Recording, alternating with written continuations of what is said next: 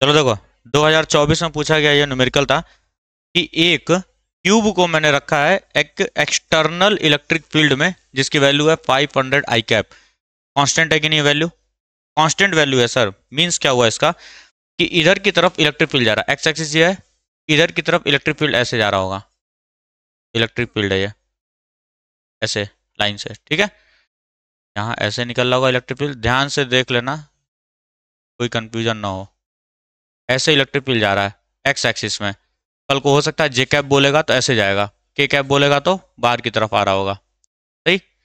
अब मैंने एक क्यूब को रखा है, इमेजिन करो, इमेजिन करना है तुम्हें। इधर देखो सब लोग, इलेक्ट्रिक फील्ड किधर किधर जा रहा है, इधर से इधर जा रहा है कि नहीं।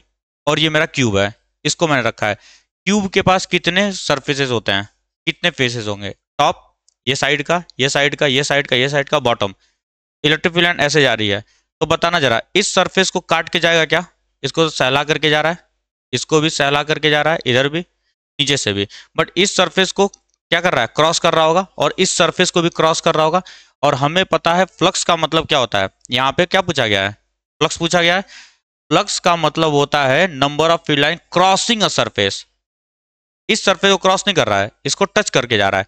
क्रॉस सिर्फ इसी सरफेस कर रहा है, ऐसे जाएगा, इसको टच क्रॉस किया और इसको क्रॉस किया, इधर भी टच करके जाएगा, इधर भी टच करके जाएगा, नीचे भी टच करके जाएगा, ऊपर भी टच करके जाने वाला है। बात समझ में आती है? अगर ऐसे तुमको समझ में नहीं आता है तो तुम कुछ मत करो भैया, एरिया वेक्टर लेना स्टार्ट करो। एरिया वेक्टर से ले रहा हूं मैं। इस टॉप सरफेस का एरिया वेक्टर क्या होगा? Normally outward. बॉटम का क्या होगा? Normally outward. इसका क्या होगा? इन द डायरेक्शन होगा। और इसका क्या होगा? अपोजिट डायरेक्शन में होगा। आती बात समझ में? ये बाहर की तरफ होगा और अंदर की तरफ होगा। मैं ऐसा बनाता हूँ, बाहर की तरफ इसके लिए और इसके लिए अंदर की तरफ, एन कैप, सही। अगर ध्यान दोगे तो यहाँ इलेक्ट्रिक फील्ड इस डायरेक्शन में जा रहा है, टॉप सरफेस के लिए। टॉप सरफेस और बॉटम सरफेस के लिए इलेक्ट्रिक फील्ड कितना एंगल बना रहा है? 90 डिग्री। जो यहाँ पे कौन सा राइट सरफेस जो है उसके लिए कितना बना रहा है एंगल? 0 डिग्री। और लेफ्ट के लिए बना रहा है कितना? 180 डिग्री। 180 डिग्री बना रहा है यहाँ पे, ठीक है। यहाँ 180 बना रहा है, क्यों? क्योंकि एरिया वेक्टर इधर है और इलेक्ट्रिक फील्ड लाइन किधर जा रही है? इस डायरेक्शन में जा रही है, ठीक है। एरिया वेक्टर किधर है? इस डायरेक्शन में। और इलेक्ट्रिक फील्ड किधर जा रहा है? इधर। तो दोनों बीच में कितना एंगल बन रहा है? 180 डिग्री। यहाँ पे 90, यहाँ पे 90, और जो रेडियली आउटवर्ड आ रहा होगा, मीन्स ये जो सामने का जो सरफेस है, एरिया वेक्टर कैसे आ रहा है? तुम्हारी तरफ आ रहा है। और इलेक्ट्रिक फील्ड किधर जा रही है? इधर जा रही है। दोनों बीच में एंगल 90 डिग्री।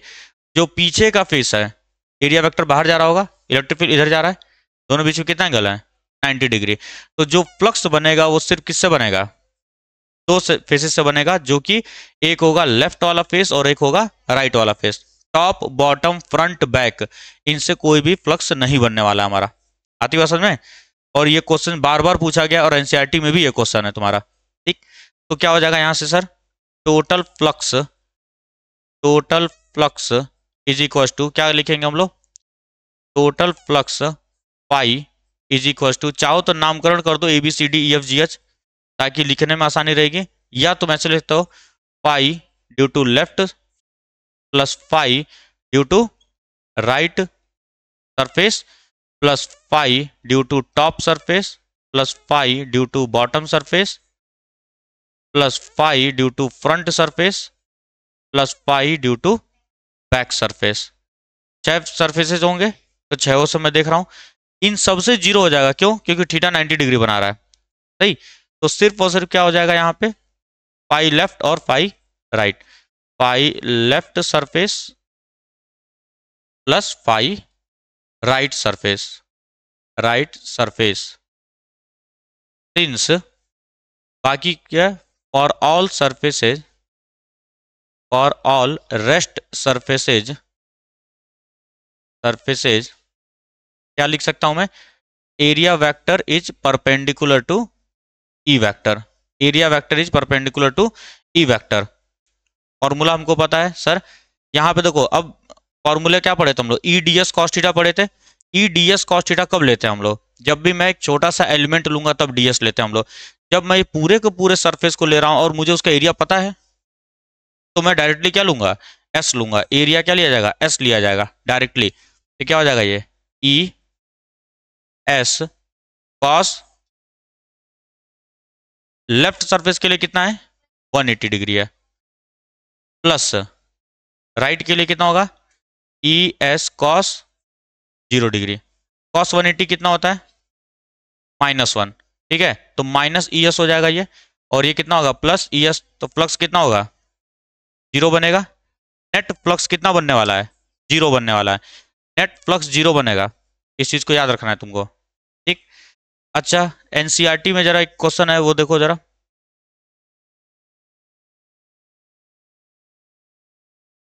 चार्ज कितना होगा, चार्ज 0 होगा ना अब।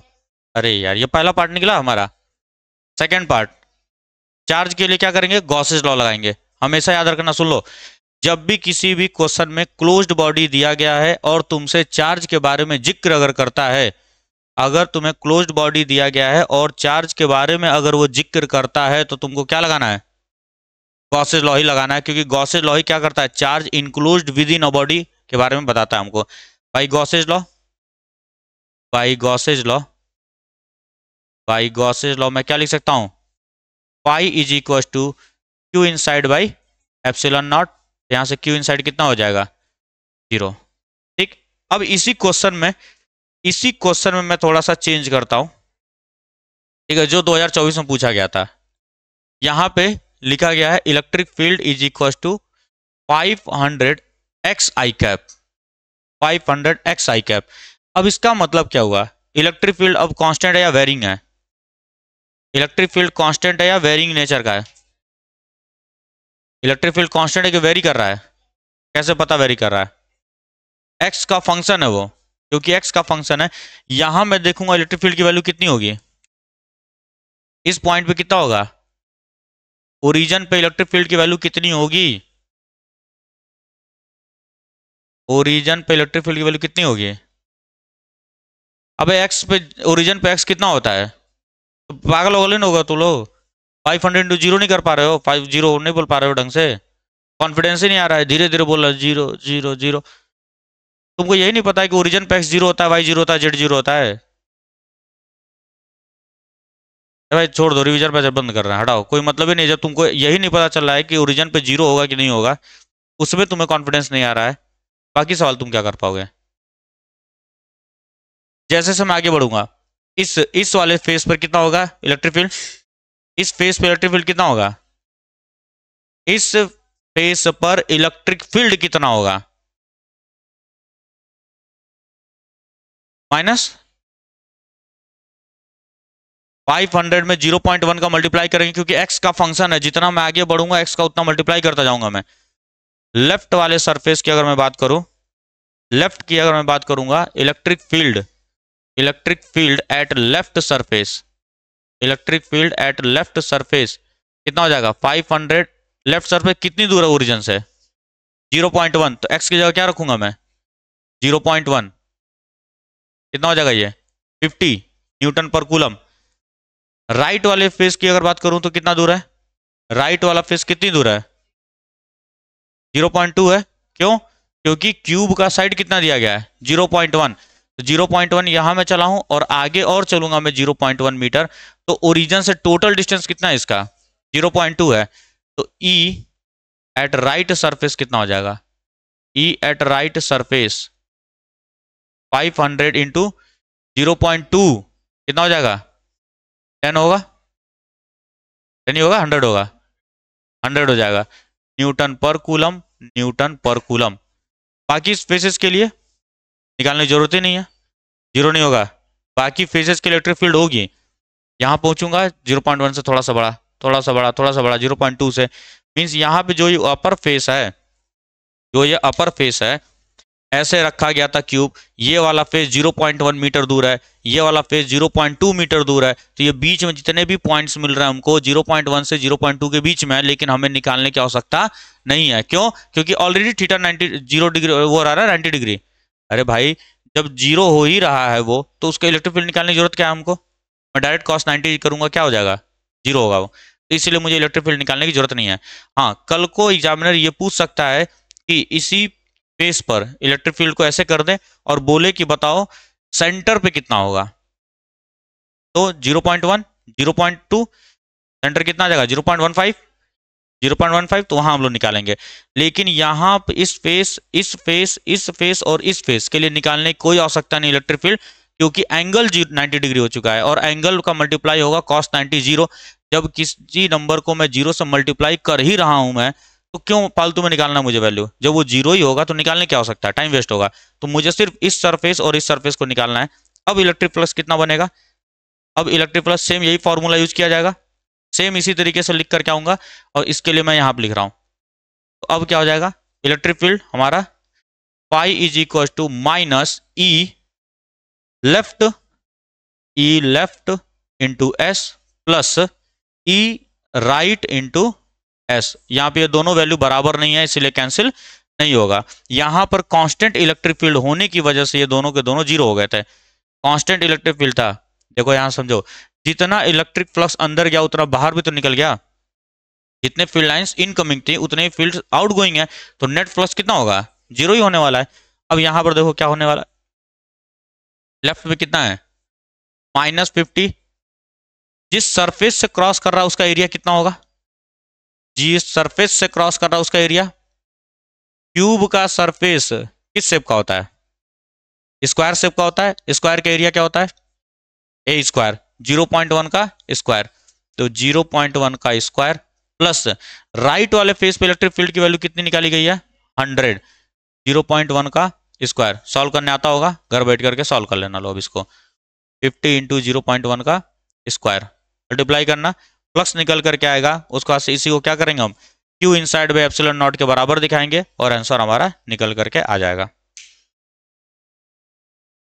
अब कल को क्वेश्चन क्या पूछ सकता है तुमसे, सिलेंडर रख देगा वहां पे।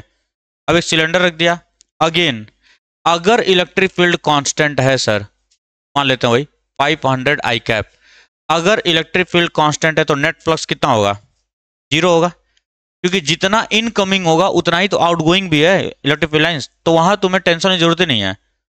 उसके बाद से एक सिलेंडर की अगर हम लोग बात करें तो कितने सरफेसेस होंगे, 3 होते हैं।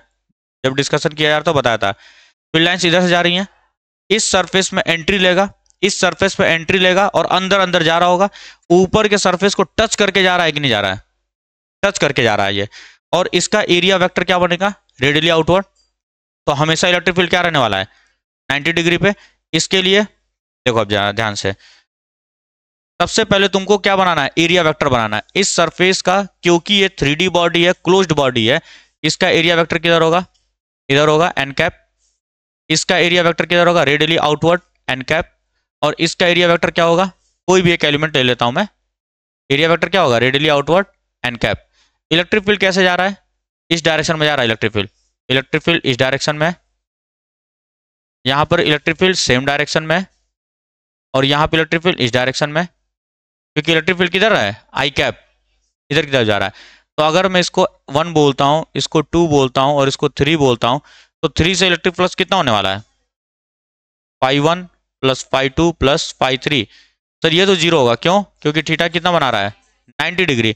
तो 3 वाले सरफेस से इलेक्ट्रिक फ्लक्स कितना होने वाला है, जीरो होने वाला है। इससे कितना होगा, एक सिलेंडर का क्रॉस सेक्शन किस शेप का होता है, सर्कुलर शेप का होता है। तो मैं यहां डायरेक्ट लिखूंगा E S angle 180 cos 180 degree plus φ2 के लिए सेकंड सरफेस ये है, दोनों सेम डायरेक्शन में जा रहे हैं, ई एस कॉस 0 डिग्री, और इसके लिए तो जीरो हो ही गया ऑलरेडी। सर ई क्यों लिखा आपने, ई लेफ्ट ई राइट क्यों नहीं लिखा, क्योंकि कांस्टेंट है ये, वेरिएबल होता तब मैं अलग अलग नॉमेनक्लेचर यूज करता, क्योंकि ये कांस्टेंट है इसीलिए कोई टेंशन लेने की बात नहीं है।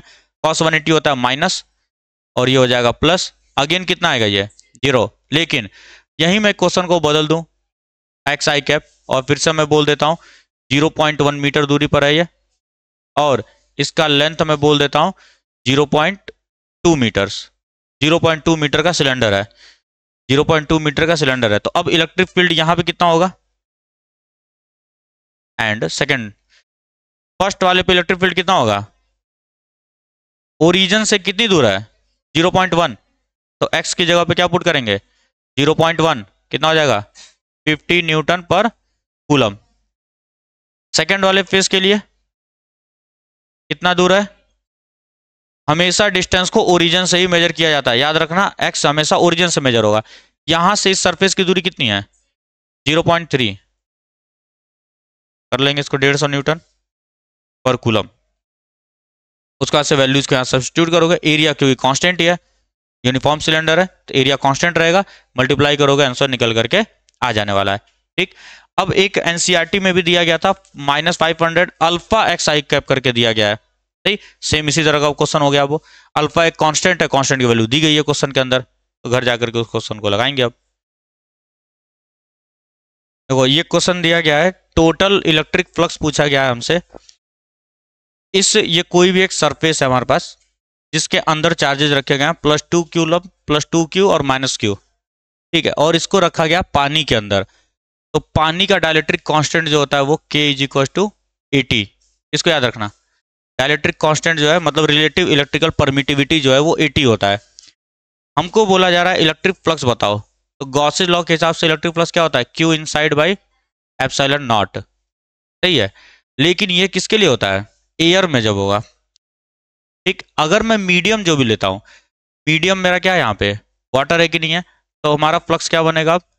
Q inside by epsilon m बनेगा, मीडियम।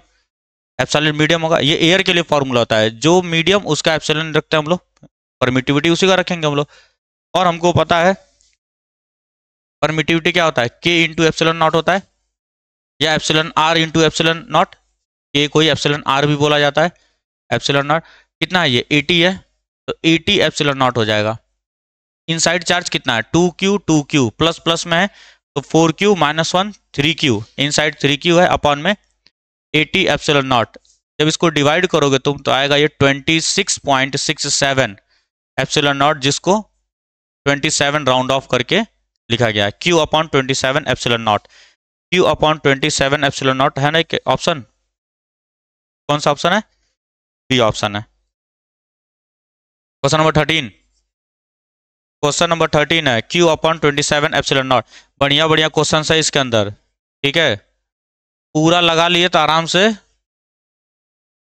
पहला दूसरा तीसरा तीनों चैप्टर, हर चैप्टर का दिया जाएगा। अगर इसको लगा लोगे तो आराम से तुम्हारा क्या हो जाएगा? 70 में 65 प्लस तो ला ही दोगे आराम से।